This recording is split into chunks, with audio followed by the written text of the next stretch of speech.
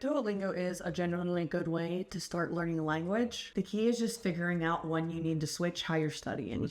And typically, the further you get in Duolingo, the more apparent it becomes that the app wasn't actually designed for effective long-term studying. And I learned that the hard way. I had an over 500-day streak, and when I got to Greece the first time, I still had trouble ordering coffee. I wish I had changed my approach to studying sooner. So in this video, I'm going to tell you about 3 of the studying methods I switched to and quickly saw better results. To be fair to Duolingo, it removes pretty much all friction to initially picking up a new language. And that can actually be really useful because for a lot of people, just getting started is the hardest step. And Duolingo does solve that problem. It's what let me see that I really did want to start studying Greek. But here's where it starts to fail. Like me, you may feel like you've been making really good progress after a few months on Duolingo. And you probably are within the world of the app. The question is though, what happens when someone actually speaks to you in that language and it's not the canned response the app gives you? As I was prepping for my travels to Greece, I realized that yes, I knew a bunch of words and some very strange random sentences, but I didn't actually know what I needed to have conversations with people. At least in the Duolingo courses that I have done, the app teaches you a very standard form of that language. It gives you clean sentences at a slow pace that no one there actually speaks at. And the moment you land somewhere and start to hear how people actually talk there, fast, regional, and full of idioms, that 500-day streak doesn't transfer. So here's what I changed. The first method is just what I've been calling the scenario script. Instead of studying vocabulary in the abstract, I started with the situation that I knew I was actually going to be in. And to be clear, that is not the interesting part of the method.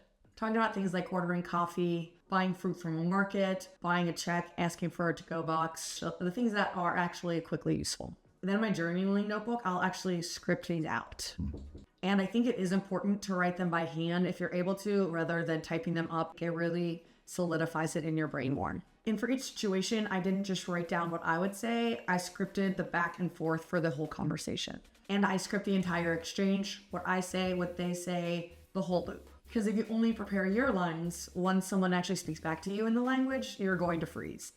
And I am saying that from personal experience. The really critical step here is preparing your response, and I'll usually go through several different iterations of how the conversation could go to really cement it in my mind. Write it out and then read it aloud repeatedly, because all that excitement that you feel when you've just said a phrase correctly to someone goes right out the window as soon as they say something back and you don't know what it was. And when you're writing these scripts out, just make sure you're really intentional and in the moment and paying attention to what you're writing down, because that focus will help you remember it long term. And that brings us to the second method, which is real life input. This is all about hearing the language spoken naturally. So TV shows, news broadcasts, podcasts, movies, things where the speech is designed for people to follow, but it's designed for native speakers. Easy rule of thumb is just whatever the locals there might be watching or listening to. The goal here isn't to understand everything. It's not really even to study.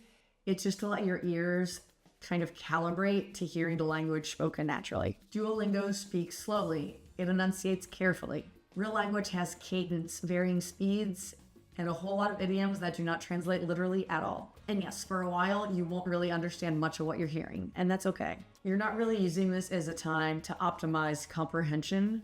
And the third method, it kind of branched off from the second method, is what I've just been calling dialect submersion. The standard version of language that Duolingo teaches you is great at the beginning and seems fine on principle. Except when you get to a region, all that standard basic dialect that you were learning is gone, because people speak regionally pretty much anywhere you go. Learn very quickly that Cretan sounds different than Athenian Greek. Different rhythm, different pronunciation, different slang.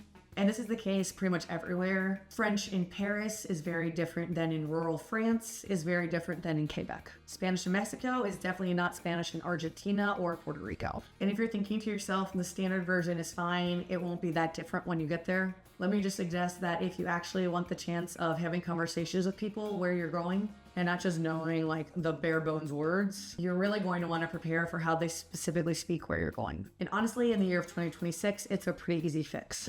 Find social media content in the region where you're going. YouTube, TikTok, Instagram Reels, all great options for them. You basically have unlimited access to videos of people speaking in the dialect for the region you're going to. Take advantage of that. That's your actual target, not an app score, not tests.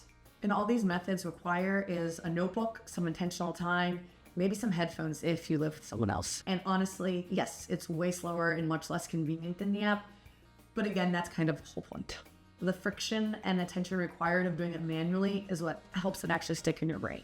And if you want to see the specific system that I use to capture and retain a lot of this vocabulary, how I'm actually running all this through my notebook day to day, I walk you through that process in this video. Thanks for making it to the end. If you haven't yet, hit the subscribe button, and I'll see you in the next one.